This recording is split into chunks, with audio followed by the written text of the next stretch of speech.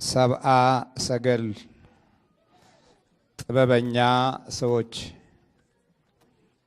በዘመኑ ደግሞ ቀደም ሲል ኮከብ ቆጣሪዎች የነበሩ ታላቅ ከነበረው በሟርት ክፍል ውስጥ ከሚታወቀው ከበለዓም ነገድ ሲወራረሱ የመጡ በመካከለኛው ምስራቅ አካባቢ የሚኖሩ በዛን ጊዜ ኢትዮጵያውያንም ግዛታቸው እስከዚህ መካከለኛው ምስራቅ ድረስ የነበረ በንግድና በተለያየ ስራዎች ይገናኙ ስለነበሩ ከሰብአ ሰገል ጋር የቅርብ ወዳጆች ነበሩ።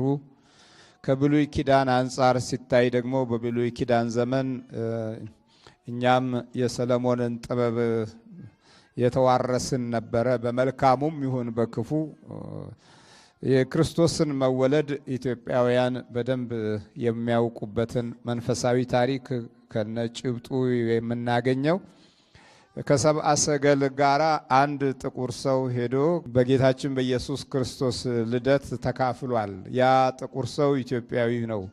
ምክንያቱም የኛ የሀገር ግዛት የመንን ሁሉ ጨምሮ የሚያካትት ስለነበረ የድንበርና የወሰን ነገር የመጣው ከዚህ ከቅኝ ገዢዎችና ቀድመው ወታደራዊ ኃይልና ዘመናዊ የጦር መሳሪያን ማምረት ከጀመሩበት ጊዜ ጀምሮ ነው። እንግዲህ የቅኝ አገዛዝ በስፋት ሲታይ የድንበርና የወሰን ክልል ላይ ተጀመረው። ስለዚህ ሰብአ ሰገል ጥበበኞቹ ሰዎች የበለዓም ዘሮች በሌላ አቅጣጫ ደግሞ በእርግማን ስራ ውስጥ ይኖሩ የነበሩ ከክፉ ዘሮች ውስጥ እግዚአብሔር ቃል ኪዳኑን በመጠበቅ አንዳንድ ጊዜ እስራኤልም ከዚህ ከሟርተኞቹ የከፉ ሆነው እንኳ የክርስቶስን መወለድ በቤተልሔም አላዩም ከእረኞች በስተቀር። በቤተልሔም መወለዱን ያወቁት ከሩቅ አገር የመጡት ናቸው። በጣም ከሩቅ አገር። አንዳንድ ጊዜ በቅርብ ያለውን ሁኔታ መለየት እስኪያቅተን ድረስ ስነ ልቦናችን ይታወርብናል፣ ማስተዋል እናጣለን። ስለዚህ ሰብአ ሰገል ይዘው የሄዱት ዕጣንና ከርቤ ደግሞ በታሪክ አንጻር ሲታይ ዕጣን፣ ከርቤ ሌላው አገር ላይ ብዙ የለም። በተለይም ዕጣንና ከርቤ የሚገኘው እዚህ አፍሪካ ውስጥ እና ኢትዮጵያ ውስጥ ነው። የዕጣኑንና የከርቤውን ዝግጅት ያጠናቀቀው ይሄ ኢትዮጵያዊው ነው ማለት ይቻላል። ትንሽ ግብፅ አካባቢ ላይ በመጠነኛ ሁኔታ እንጂ ሌላው ቦታ በውጭው ዓለም በብዛት አይገኝም እና ስለዚህ ኢትዮጵያውያን የዕጣንና የከርቤውን ኃይል ይዘው ሲሄዱ ሰብአ ሰገል ደግሞ ወርቅን ይዘው እንደሄዱ ነው የዚህ መንፈሳዊ ሕይወት ማረጋገጫው። በሁለቱም መንፈሳዊ ጉዞ ውስጥ ግን በሚገርም ሁኔታ የእግዚአብሔርን ኃይልና ክብር የመወለዱን ሕግ ለማወቅ እድሉን የማግኘታችን ጥበብ አንዱ በመንፈስ ቅዱስ ኃይልና ጎዳና ውስጥ መኖራችን፣ በሌላ አቅጣጫ ደግሞ ከዚህ የክፉ መንፈስ ዓለም የዚህ የምታቱ ዓለምም ሰብአ ሰገልን ጥበበኛ አሰኝቷቸዋል። የጥበብ ምንጭ አዋቂዎች እንዲሆኑ አድርጓቸዋል። እየተማሩ የመጡት አንዳንድ ነገሮችም ከዚሁ ጋር ተያይዞ በኋላ ግን እግዚአብሔር ወደ ቅድስና መንፈስ ለውጦታል። ሲለውጥላቸው ደግሞ መስገድ ጀመሩ።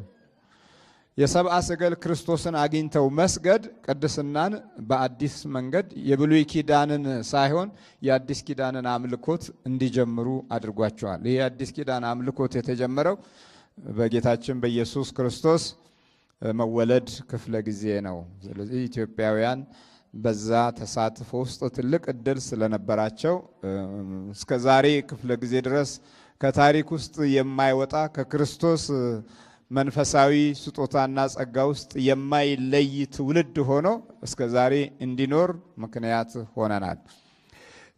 በዛ በሰብአ ሰገል ከተነሱበት አገር አካባቢ ዛሬ ያ የለም። እኛ አሁን ያለው እኛንን የቀረ ነው። ሌሎቹ የሉም። በሌላ እምነት ተጠቃሎ ተይዟል። የቀደሙ አባቶች ሲናገሩ የነበሩት ከሰብአ ሰገል ጀምሮ ዠረደሽት ይባላል። ዠረደሽት የተባለው ሰው የእመቤታችንን መወለድ በህልምና በራእይ አይቶ በወንዝ ዳር ሱባኤ ይቆጥር ነበር። ግማሹን በክፉ መናፍስት አካሄድ ውስጥ ስህተት እንዳይመጣ ጥንቃቄ በማድረግ በብረት ስሎ ኮከቡ እንዲህ ያለ ነው፣ የሚወለደው ልጅ ደግሞ እጅግ በጣም የዓለምን አካሄድ የሚቀይር ነው፣ በመንፈሳዊ ጸጋ የተሞላ ነው ብሎ ጽፎ በብረት ለትውልዱ ሲያስተላልፍ ነው ኮከቡን ያዩት። ያ ኮከብ ሰማያዊ ብርሃን ኢየሱስ ክርስቶስ እስካለበት ጊዜ ከደረሰ በኋላ ካሳያቸው በኋላ ከተንበረከኩ በኋላ ያ ኮከብ አልታያቸውም። ኮከቡ ማን ነው? ኢየሱስ ክርስቶስ ራሱ ነው። ስለዚህ በብርሃናዊ ጎዳና ውስጥ እንዲመሩ አድርጎ መንበርከክ ሲጀምሩ ያ የነሱ ኮከብ በህይወታቸው ውስጥ ብርሃን ሆነ። ህይወታቸው ለአምልኮ ተሰጡት ክብር ትልቅ ብርሃን ሆኖ ወደ ሀገራቸው ወደ ሄሮድስ እንዳይመለሱ በሌላ መንገድ እንዲሄዱ አገዟቸዋል።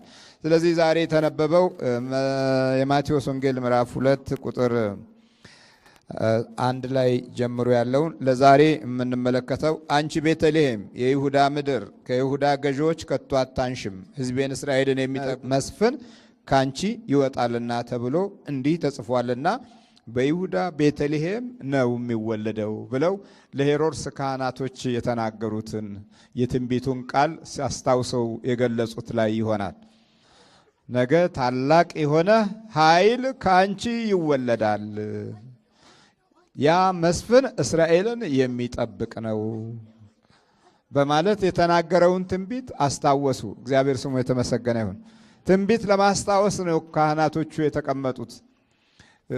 አጥብቆ ሲጠይቃቸው እነርሱ መወለዱን አላወቁም። የት እንደተወለደ እንዴት እንደሆነ አላወቁም። ግን ቤተልሔም ተወልዷል፣ ጊዜው ደርሶ። አንዳንዴ እንዲህ ተሰውሮብን እንኖራለን። ሚስጥሩን እንዲናቅና ወደ ዋናው ክፍል ጋር ሳንደርስ እንኖራለን። ብዙ ጊዜ አሁን ይሄ ነው፣ ዋናው ነገር ላይ ሳንደርስበት ዘመናችንን እንጨርሳለን። ካህናቱ ዋናው ክፍል ላይ አልደረሱም። ትንቢቱን አውቀውታል። እንደውም ቋንቋውን ከሚገባ በላይ በቃላቸው ነው የያዙት፣ በደንብ ነው የያዙት። አሳምረው ነው ለሄሮድስ እንዲቀና አድርገው ነው የነገሩት። መስፍን ይወጣል ከዚህ ከቤተልሔም እያሉ እንደውም አናደውታል። እሱ ስለነበረ የዘመኑ ገዢ መስፍን እንዴት ይወጣል ከኔ የበለጠ ንጉሥ እንዴት ይገኛል ብሎ ውስጡ ተቃጥሏል። ካህናቶቹም ተጨማሪ ቃጠሎ ፈጥረውበታል። በትንቢቱ አመካኝተው ረብሸውታል። ሁለቴ ነው የተረበሸው ሄሮድስ። አንደኛው ክርስቶስ መወለዱን ሰብአ ሰገል መናገራቸው፣ ሁለተኛው ትንቢት ውስጥ ምን አለ ስለ ቤቴልሔም የምታውቁት ነገር አለ ወይ ብሎ እነሱን ደግሞ በስውር መጠየቁ። ሌላው ደግሞ ምንድነው በስውር ይጠይቃሉ ማለት ነው። ዛሬ ማንም ካህናትን የሚጠይቅ መሪ የለም እኮ። ያኔ ሄሮድስ ግን በስውር ጠየቃቸው። እስቲ ምን የሚባል ነገር አለ? እስቲ የተነገረ ነገር ምንድነው? በዚች ሀገር ታሪክ ውስጥ ያልታወቀ አንድ ታላቅ ምስጢር እንዳለ ይገባኛል፣ ግን ይህን ነገር እናንተ ታውቃላችሁ ሆይ ብሎ ወደ እነሱ ሄደ። ጠጋ አለና ጠየቀ። ከዛው ጎን ደግሞ የምትሃቱንም ዓለም እንደዚሁ መሪዎች ይጠቀሙበታል። ለዚህ ያፈዛ ደንግዙ የመኖሩ ምልክቶች ራሱ ሰብአ ሰገል የነበሩበት የቀድሞ ዘመዶቻቸው ቅድማያቶቻቸው ቅማያቶቻቸው እነ በለዓም በሟርት ዓለም ውስጥ የነገስታቱ ክፍል አጋዦች ነበሩ። በዚህ ብትሄድ ታሸንፋለህ፣ በዚህ ብትሄድ እንዲህ ታደርጋለህ፣ በዚህ ብትሄድ ይህንን መንገድ የተቃና ይሆንልሃል፣ በዚህ እንዳትሄድ፣ በዚህ ይሄን እንዳታረግ እያሉ የጦር መሪዎች ላይ ሁሉ እንኳ የመናፍስትን አዚምና እንዲሁም የመንገድ ቅየሳን ስልት ከዚህ ከመናፍስቱ ዓለም መረጃ ያገኙ ነበረ። ስለዚህ የእስራኤል ሕዝብ ከባርነት ሲመጣ ና እርገምልን፣ ይሄው አገሪቱን አጥለቀለቁ እያሉ የተናገሩት በለዓም በእርግማን ብዙ አዚም እንደሚሰራ በመጽሐፍ ቅዱስ ውስጥ ተጽፏል። የአዚም ሰው ነበር። በእርግማን ነገሮችን ያቆማል፣ በእርግማን ሰዎችን ያፈዛል፣ በእርግማን ወታደራዊ ኃይሎችን ያመክናል። በእርግማን ጀግኖችን ዝም ያደርግ የነበረ ሰው ስለነበረ ከቅርብ መሪዎች ዘንድ እንዲህ አይነት የሟርት ሰዎች አይጠፉም ነበር። በሀገራችንም እስከ ቅርብ ዘመን ድረስ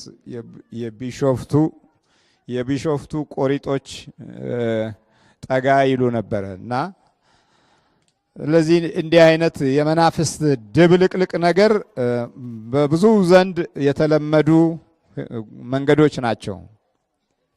የዚህን የመናፍስቱን ዓለም ምሪት የሚቀበሉ መሪዎች ጥቂቶች አይደሉም። ስለዚህ በነቢያት ደረጃ የተነገረውን ሄሮድስ ጠጋ አለና ምንድነው የምትሉት እስቲ ስለዚህ ጉዳይ? ጌታ ተወልዷል ይባላል፣ ክርስቶስ ተወልዷል፣ መሲህ በነቢያት የተነገረለት በደንብ እንደተገኘ መረጃ አለ እና እናንተ እስቲ ንገሩኝ። ሰብአ ሰገል የሚባሉ ጥበበኞች መጥተው ሚስጥር አውጥተዋል ብለው ለካህናቱ ነገሯቸው።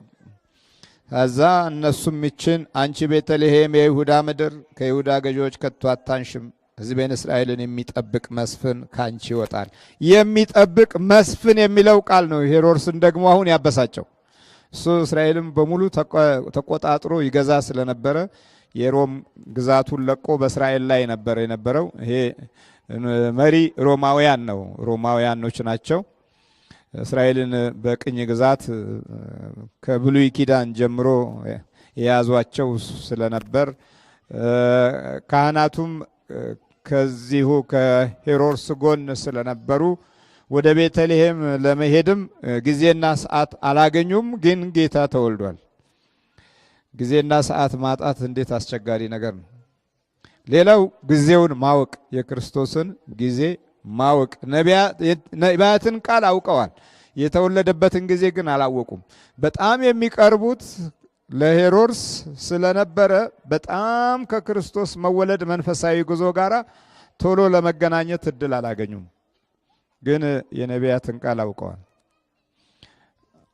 ይህን የነቢያትን ቃል ሲጠይቃቸው በሌላ በኩል ትልቅ ግርማ ሞገስ ተሰምቷቸዋል። ምክንያቱም ለሄሮድስ የሚያስፈራ ነገር መልሶ በሀገራቸው ላይ የተቀመጠውን ሰው ማበሳጨት በእውነት ጊዜ ይወጣልን ይሆናል ብለው ነግረውታል። ያም የነበረውን ተጽዕኖ ለማመልከትና ውስጣዊ መሸበሩን ተጨማሪ ችግር ለመፍጠር ቋንቋቸው ከዚህ ከትንቢቱ ቃል ጋር ተያይዞ አስደንጋጭ ሆኖበታል እና ያ መስፍን እስራኤልን የሚጠብቅ ነው። እሺ የሚጠብቀው እስራኤልን ሲጠብቅ በምን መንገድ ነው የሚጠብቀው ሲባል በሶስት ነገር ይጠብቃል። መጀመሪያ የነፍስ ሰላማቸውን ሊሰጥ ነው የመጣው። ሰው የነፍስ ሰላም ካጣ በዚች ምድር ላይ ምንም የሚያስደስተው ነገር የለም።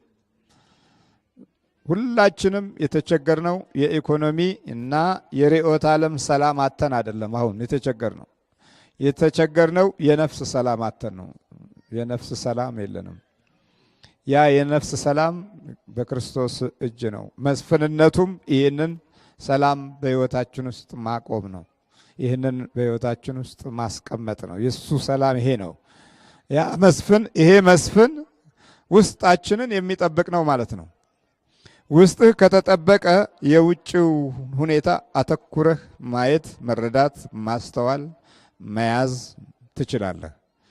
ዛሬ ሰው ውስጡ ጠፍቶት ከላይ ባሉት ነገሮች ላይ ብቻ የሚያደርገው ጉዞዎቹ ክፉም መንፈስ በባህሪያችን ውስጥ ካለው ገዥነት ነፃ ልንወጣ አልቻለም እና የመጀመሪያው መስፍኑ ስራ መስፍን ማለት የተከበረ የተወደደ እና ሁሉንም በበጎ አገዛዝ የሚመራ ማለት ነው።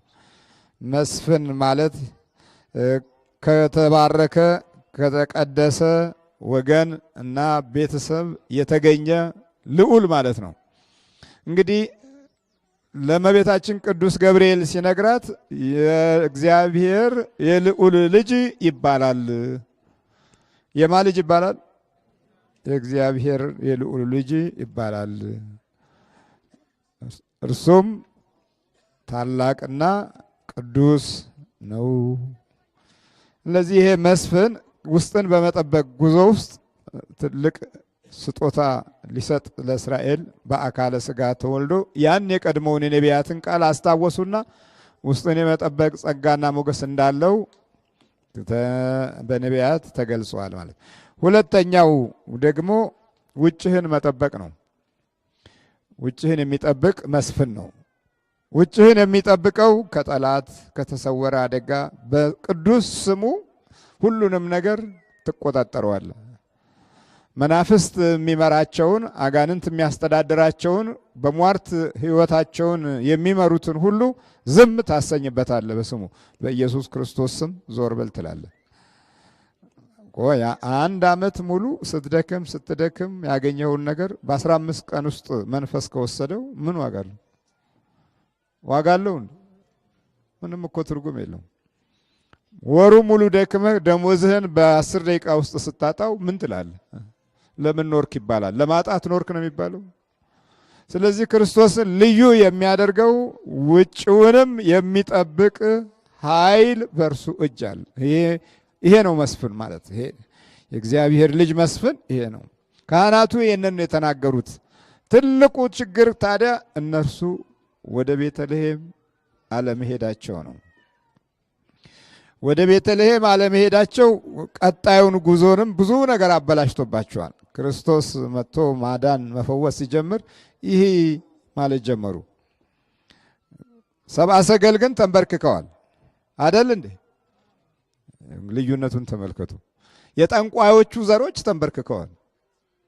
አንዳንድ ጊዜ እንደዚህ ከክፉ ወገን ውስጥ አምልጣችሁ ስትመጡ ያንን ክፉውን ነገር ሰዎች ይቆጥሩባቸዋል።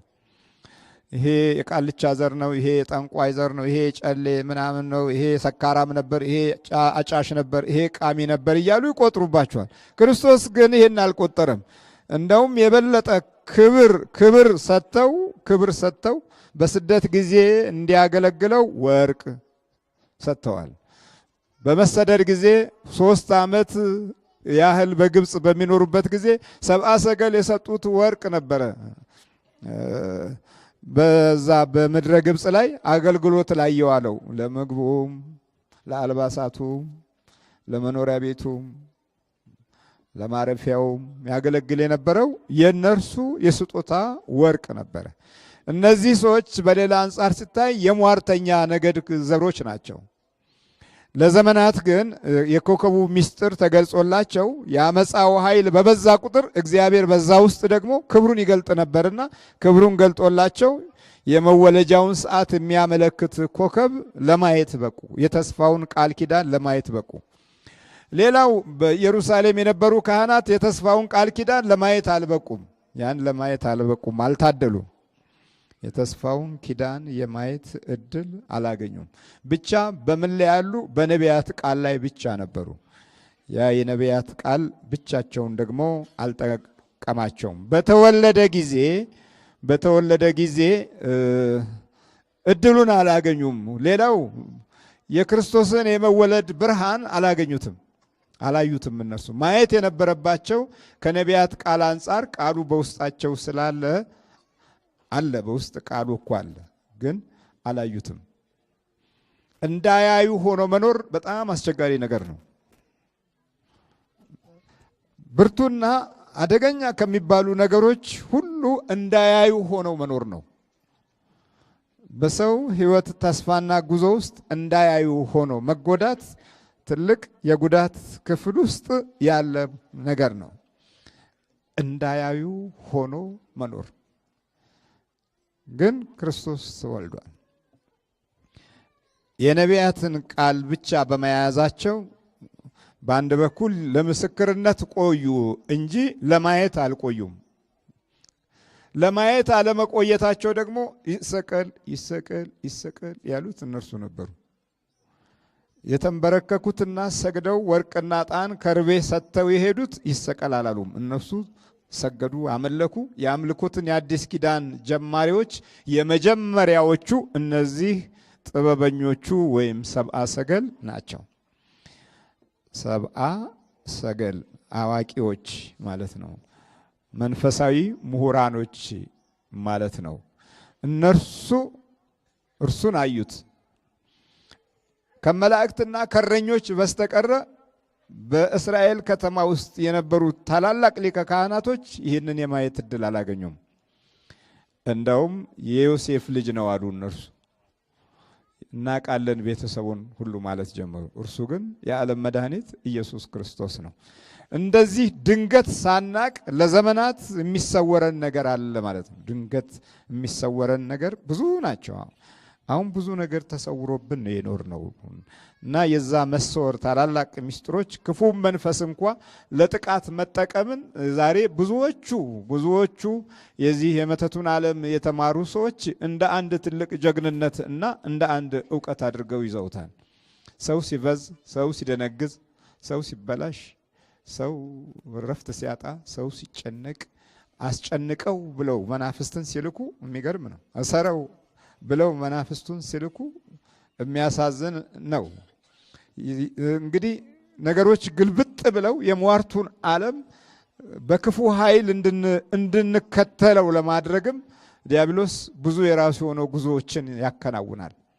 አንዱን አደንግዞ፣ አንዱን አፍዞ፣ አንዱን ጥሎ ሲታይ በቃ እንዲህ አይነት አዋቂነት ራሱን የቻለ ምሁርነት እንደሆነም የሚገለጽበት ጊዜ በጣም ብዙ ነው እና በዚህ በመናፍስቱ ዓለም እያስፈራሩ የሚኖሩም ጥቂቶች አይደሉም እና ተሰውሮ ይኖራል እና እዚህ ክፉን እንኳ ለማወቅ እድል አለማግኘትም አንድ ሌላ ነገር ነው። ነፍስን ያህል ነገር የሚጎዳ አካል ይዘን እንደገና የሲኦልን ኑሮ መርጠን ከአጋንንት ጋር ተባብረን በሰዎች ላይ ጉዳትን መላክ የጉዳት መንፈስን በሰው ሕይወት ውስጥ ማስገባት በራሱ ሌላ ሲኦል ነው፣ የሌላ ሲኦል ሕይወት ነው እና ስለዚህ ካህናቱ የነቢያትን ቃል ቢይዙም ለማየት አልታደሉም። ክርስቶስ በመስቀል ላይ ሲወጣ እነርሱ በቃ ብዙ ይቀልዱ ነበረ፣ ብዙ ያሾፉ ነበረ፣ ብዙ ሰውን ይቀሰቅሱ ነበረ፣ ብዙ ነገሮች ላይ እጃቸው ነበረበት። ይሄ ሁሉ ታዲያ አለመስገዳቸው ነው። ወደ ቤተልሔም ወርደው ለራእዩ ዝግጆች አለመሆናቸው ነው። በጣም ሌላው ትልቁ ችግር ደግሞ የተስፋውን ቃል ብቻ መያዝ አይደለም፣ ተስፋውንም መጠበቅ ነበር። ተስፋውን መጠበቅ የሚችሉ ስላልነበሩት ተስፋውን አልጠበቁትም። ተስፋውን ተናገሩት፣ ግን እየጠበቁት አልኖሩም። ሰብአ ሰገል ግን የሚወለደውን ይጠብቁት ነበር። ብዙ ክርስቲያኖች እግዚአብሔርን አይጠብቁም። ስለዚህ የራሳቸውን መንገድ ይሄዳሉ። የራሳቸውን ትምህርት፣ የራሳቸውን ዕውቀት፣ ጊዜ የሰጣቸውን፣ ዘመን የሰጣቸውን፣ ወቅት የሰጣቸውን ብቻ ለመያዝ ይሮጣሉ። ስለዚህ እነርሱ በከፊል ቢያገኙ ልጆቻቸው ደግሞ ምንም ባዶ ምንም የሌለውን ነው የሚያገኙት እና ተስፋን በመጠበቅ ላይ የማይቀመጥ ትውልድ እውነተኛ መሆን አይችልም። ተስፋን የማይጠብቅ ትውልድ ሐሜተኛ ነው፣ በጣም ሐሜተኛ ነው።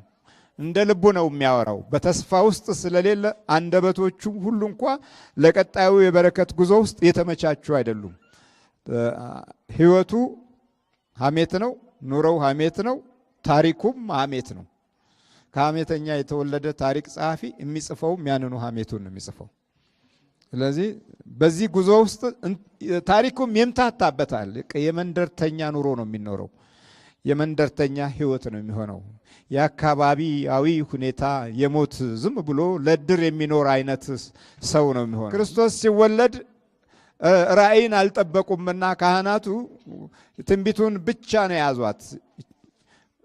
መያዛቸው መልካም ሆኖ ራእያቸውን መጠበቅ ነበረባቸው። ዛሬ ብዙዎች ራእያቸውን ስለማይጠብቁ የአስማቱን ዓለም የመተቱን ዓለም እንደ እድገትና እንደ በረከት አድርገው ይቆጥሩታል። የእድገት ኃይል ነው፣ የመኖሪያ ኃይል ነው ብለው እንደዛ ይቆጥሩታል። መናፍስትን ገበያ የሚከፍቱ ገበያ የሚዘጉ በማድረግም በአኗኗር ውስጥ የክፉ መንፈስ ወንጀል በመላእክት ዘንድ የሚያስቀየምና በመላእክት ዘንድ የሚያናድድ በሰማያዊ ኃይላት ዘንድ የሚያሳዘን ስራ በዚህ በመናፍስት ዓለም ውስጥ ይኖራል። እንዲህ አይነት ኑሮ እንዲጀምሩ ያደርጋቸዋል። ታዲያ ያ የእስራኤል መስፍን ራእይን ለጠበቁት ሁሉ ጠባቂያቸው ነው፣ ለጠበቁት ጠባቂያቸው ነው። እርሱን ለጠበቁት ኃይላቸው ነው። እና የእስራኤል ካህናት የተስፋውን ኃይል አልጠበቁም። ትንቢቱን ያውቃሉ አልኳችሁ። ጥሩ ተናግረዋል። ጥሩ መናገር ብቻውን የእግዚአብሔርን ክብርና ጸጋ የሚያጎናጽፍ አይደለም። ጥሩ አድርገው ማውራት፣ ጥሩ አድርገው መስበክ፣ ጥሩ አድርገው ማስተማር በቂውን መንፈሳዊ ሕይወታችን ላይ መንፈሳዊ ሞገስና ጸጋ ሊሰጥ አይችልም። ዜና ነው የሚሆነው ማለት ነው። ዜና እንዳይሆን የምንጠብቀው መጠበቅ አለብን። ከዛ በኋላ ደግሞ እርሱ ይጠብቃል። ለምሳሌ ሰብአ ሰገል እርሱን ጠብቀው በኮከቡ እየተመሩ ነው አይደል የሄዱት? ሰገዱ። ከሰገዱ በኋላ ደግሞ ተራውን ክርስቶስ ይጠብቃቸው ነበር። ወደ ሰብአ ሰገል ወደ ሄሮድስ እንዳይመለሱ በሌላ መንገድ እንዲሄዱ በሕልም ተረድተው ከሄሮድስ ሳይደርሱ ወደ ሀገራቸው ገቡ ይላል። ሌላ መንገድ የነገራቸው፣ ሌላ መንገድ ያሳወቃቸው መንበርከክንና አምልኮትን መጀመራቸው ነው። እግዚአብሔር ስሙ የተመሰገነ ይሁን። አምልኮትን ካልጀመር ማንኛውም ክርስቲያን አምልኮትን ካልጀመር ማንኛውም ክርስቲያን መንፈሳዊውም አገልጋዩም ይሄንን ዘመን ለማለፍ ሌላ መንገድ የለውም፣ ሌላ ጊዜ የለውም። ስለዚህ በቀጥታ ከጊዜው ጋር ነው የሚጋፈጠው። በዚህ ጊዜ ደግሞ ምን ይሆናል? ከጊዜው ጋር ስትጋፈጥ ጊዜው ይታገልሃል። ከሰው ጋር ስትጋፈጥ ሰው ይታገልሃል። ከመንፈስ ጋር ስትጋፈጥ መንፈስም ይታገልሃል። ስለዚህ በሶስት ጦርነት ውስጥ ታልፋለህ ማለት ነው። የቱን ታሸንፋለህ? ጊዜው በራሱ ያንተን መውደቅ ይፈልጋል። ሰው ያንተን መውደቅ ይፈልጋል። መንፈሱ ያንተን መውደቅ ይፈልጋል። የቱን ነው የምታልፈው? ውስጥ የሚገርመው እኮ ይሄ ነው። ሶስቱንም ውጊያዎች ለማለፍ በመጀመሪያ ደረጃ የምንጠብቀውን መለየት አለብን። የምንጠብቀውን ስላለየን ችግር ነው። የእስራኤል ካህናት መጠበቅን ሳይሆን መናገርን በማስቀደማቸው ብቻ የመገለጡን ኃይልና ምስጢር ሊረዱም ሊያውቁትም አልቻሉም። ሌላው ራእያቸውን የማይጠብቁ ጊዜውንና ዘመኑን ነው የሚመስሉት። የእግዚአብሔርን ራእይ፣ መንፈሳዊውን ተስፋ፣ በክርስቲያናዊ በረከት ውስጥ ያለውን ኃይል የማይጠብቁ ዘመኑን ጊዜውን ይመስላሉ። ጊዜውን ለመምሰል በወሰዱት እርምጃ ሄሮድስ ተቆጥቶ ሕፃናቶቹን ሲጨፈጭፍ ካህናቱ ተው አላሉትም። ምን እያረክ ነው አላሉትም። ትንቢቱን ተናገሩ። ግን እውነተኛ የሆነ ፍርድና ኃይል ጥፋት ሲመጣ ዝም ምን ያሉት። ምናልባት ተባባሪዎችም ሳይሆኑ አይቀሩም። ዝም ማለት የዛ ክፍል አባል ነው እና ጊዜው ላይ ያለውን ነገር መሰሉት። በቃ ተስማሙበት። በጉዳዩ ላይ አንድም አይነት ድምፅ አልሰጡም። ሰብአ ሰገል በሌላ መንገድ ሄደው አገራቸውን ሲያገኙ እነርሱ በዛ በደም ጎርፍ ከተማ ውስጥ ጊዜው መስለው ኖሩ። ከዛም በላይ ደግሞ ትውልዳቸውንም አጡት። በዘመናቸው የተወለዱትን ልጆች ያሏቸውን ትውልዶች አጡት። እንዲህ ነው ራእይ የሌለው ትውልድ፣ ራእይ የሌለው ቤተሰብ፣ ራእይ የሌለው አገልጋይ ትውልዱን ሲያጣ ምንም የተጎዳ አይመስለው። ዛሬ የትውልድን ማጣት ችግር አለብን። ይሄው አመለኛው ሱሰኛ ትውልድ አይደል ያለው። አባቶቹ በብዛት ደከሙ፣ ልጆች በብዛት ተኙ። ስለዚህ አመለኞችና ሱሰኞች የመሆን እድልን አፈራን እና አባትየው ቁጭ ብሎ በብዙ ነገር ይጎዳል። አንደኛ በባህሪያቸው ይጎዳል፣ ሁለተኛ በማሳደጉ ይጎዳል፣ ሶስተኛ በማሰብ ይጎዳል። ተተኪው የሚያስብ አይደለም፣ ምንም ግድ የለውም። እና እንዲህ ነው ራእይ የሌለው የእግዚአብሔር መገለጥ የመጠበቅ ኃይል የሌለው ትውልድ፣ ጊዜውን የሚመስል ትውልድ እንደዚሁ ዝም ብሎ እየበላ ይኖራል፣ እየጠጣ ይኖራል እና የሚያስተላልፈው ምንም ነገር የለም። በመሆኑም በሄሮድስ ዘመን ትውልድ ሲያልቅ ዝም አሉ። ክርስቶስ ግን ወደ ግብፅ ተሰደደ። መወለዱ ስደትን አመጣ። የደግ መወለድ መከራን እንዲጨምር አደረገ። እስራኤልን የሚጠብቀው መስፍን በመከራ ውስጥ አደገ፣ በስደት ውስጥ በችግር ውስጥ አደገ። ፈጣሪ ሆኖ ሳለ ይኸው ስለ ሰው በመሆን እድል ውስጥ ያየው መከራ ምን ከዚህ በለጠ? ዓለምን ሲፈጥር ያልተቸገረው ሰው በመሆን ተቸገረ። ይሄኛ ነገር እኮ እንደዚህ ነው። ሰው መሆን አስቸጋሪ የሆነበት ጊዜ ነው እና ለዚህ ሁሉ ትልቁ ነገር ተስፋን የመጠበቅ ኃይል መጥፋት ነው። ተስፋን የመጠበቅ መንፈሳዊ ጉዞ ማጣት ነው። ተስፋን የመጠበቅ እድል ከሰዎች ሲጠፋ ውሸት በጣም ይለመዳል።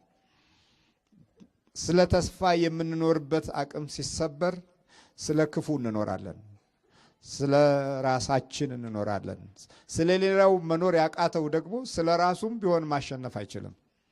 ምክንያቱም አንድ የሆነ ቦታ ላይ ይደክማል፣ ይዝላል፣ ተስፋ ይቆርጣል እና በዚህ ውስጥ የክፉ መንፈስ ሰርጎ መግባትና ማጥቃት ቀጣይ የሆነ ጉዳት ይሆናል እና መድኃኒታችን ኢየሱስ ክርስቶስ ሲወለድ የውስጥ ሰላምህን ለማቆየት ከውጪ ሊጠብቅህ ሲሆን ደግሞ ሌላው ደግሞ በተስፋ የምትኖርበትን ጉልበት ከህይወት ውስጥ እንዲኖር ነው። የተስፋ ጉልበት ብዙ ነገሮችን ይከላከላል። ያ የተስፋ ጉልበት የሚባሉት ደግሞ ምንድናቸው? እነዚህ የተስፋ ጉልበቶች ነገን እንደምታሸንፈው የእግዚአብሔር ኃይል ካንተ ጋር ይሆናል። ነገን ማሸነፍ በራሱ ትልቅ ነገር ነው። መድኃኒታችን ኢየሱስ ክርስቶስ ሲናገር ለነገ አትጨነቁ፣ ለነገ ክፋቱ ይበቃዋል። አየህ፣ ነገ ክፋት ነው ያለው እኮ። ነገ ተስፋ ሳይሆን ክፋት ነው ያለው። አንተ ውስጥ ተስፋው ካለ ግን የክፋቱን ኃይል ታደክማለህ። ለምን ዛሬ ጎረቤቶቻችን ጠላት ሆኑብን? ለምን ዘመዶቻችን ጠላት ይሆናሉ? በጠላት ስለተያዙ ነው። ተስፋቸውን ለመጠበቅ እድሉን ስላጡ እኮ ነው። ምቀኝነት ለምን በቀላሉ ኢትዮጵያውያኖች ዘንድ ይመጣል? ተሰባስበው ይፈርሳሉ፣ ተነጋግረው ይበተናሉ። ምንም እኮ ዋጋ እኮ የለም። ምንም እኮ የለም። ለምን? የተስፋ ጠላት ልቡ ውስጥ አለ። ያ ደግሞ በወል እንድታስብ ሳይሆን በየግል ባህሪህ እንድታስብ የሚያገዝ ነው። ሰብአ ሰገል ኢትዮጵያዊን ጨምሮ ወደ ክርስቶስ ጋር ሲሄዱ አንድ ጋር ያሰቡት ነገር ቢኖር እንሰግድለታለን ነው በቃ። ከዛ በኋላ ሌላው ጉዳይ የሱ ጉዳይ ነው፣ የእግዚአብሔር ጉዳይ ነው። የእግዚአብሔር ጉዳይ ነው ብለህ የምትኖረው ኑሮ ላይ ነው ኃይል ያለው። የኔ ጉዳይ ነው ብለህ ሁሉ ጊዜ ባለ ጉዳይ ነህ፣ አያልቅም ጉዳዩ። በቃ ምንም የሚያልቅ ጉዳይ የለም። የእግዚአብሔር ብቻ የሱ ነው ማለት የምትችለው መስገድህን በሱ ላይ ስትል እሱ ላንተ ያለውን መንገድ ማሸነፊያውንና መሄጃውን ማምለጫውን ሁሉ ይነግርሃል። አለው ብዙ መንገድ። ወይ በቀኝ ትሄዳለህ፣ ወይ በግራ በኩል ታልፈህ ትሄዳለህ፣ ወይ በመሃል ሰንጥቀህ ትሄዳለህ። ጠላትህ በተደበቀ በኩል ባለው ሴራ ላይ እድሉን አያገኝም፣ ምንም አያገኝም። አንተ ብቻ ጥሰው ትሄዳለህ። አለው መንገድ። ዝም ብለህ ተንበርከክ። ቦታ እኮ አለው። ዝም ብሎ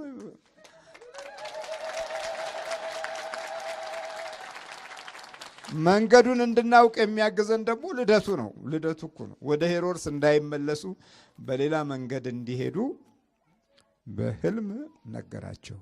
ሌላ መንገድ። የት አለ መንገዱ አላሉ። አይተውታል። ያየነው በህልማችን በዚህ ነው፣ በዚህ እንሄዳሉ። በክብር ደረጃማ ሄሮድስ ተቀብሏቸዋል እኮ። ንጉሱ ነው የተቀበላቸው። ግን አልሆነም። የተቀበላቸው ለማጥፋት ነው። የተቀበላቸው እነርሱን አካሄዳቸውን ለማበላሸት ነው። እነሱን ለማስቀረት ነው። ስለዚህ የኛ መስፍን ከውስጥም ከውጭም ይጠብቃል። ከውስጥ ሲጠብቅህ ከነፍስህ ላይ ያለውን አደጋ ይከላከልልሃል።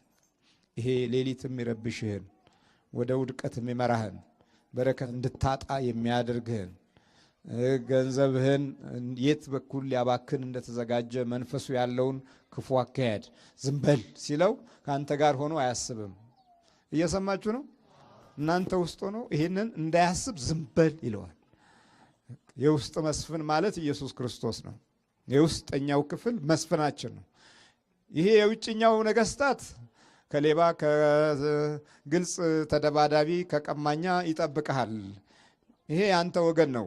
ያኛው ወገናችን ግን በእውነት ከውስጥ የሚጠብቅ ንጉስ ነው። ይህንን የውስጥ ንጉሥ ማንኛውም ነገስታት አላገኙትም። ሞክረዋል፣ ብዙ ግን አልደረሱበትም።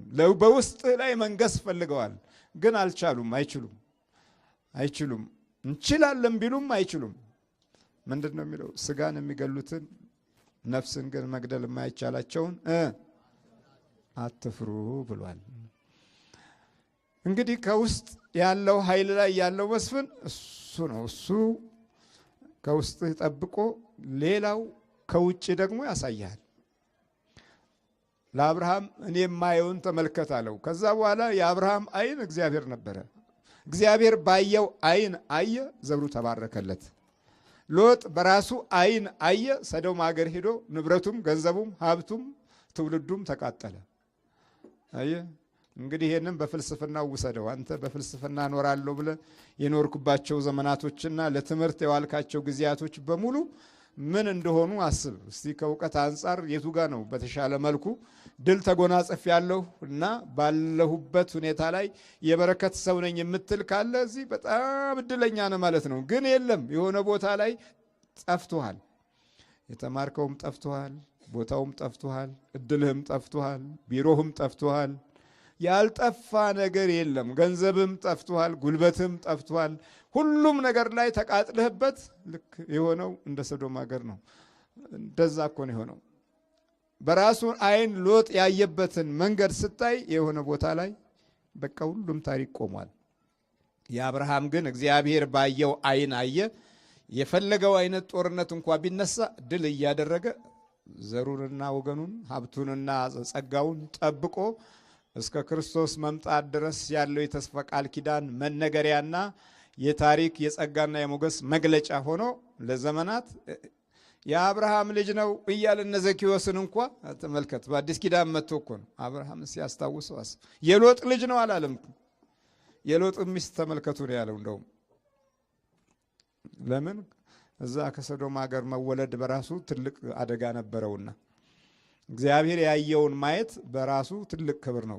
ልክ ክርስቲያናዊ ሕይወትህ የሚለወጠው አንተ የምታየውን ማየት ሳይሆን እግዚአብሔር የሚያየው ማየት እድል እንድታገኝ በር የከፈተልን የሰብአ ሰገል አምልኮት ነው። እግዚአብሔር ከሁላችን ጋር ይሁን። የሰማነውን በልቦናችን ያሳድርብን። አሜን።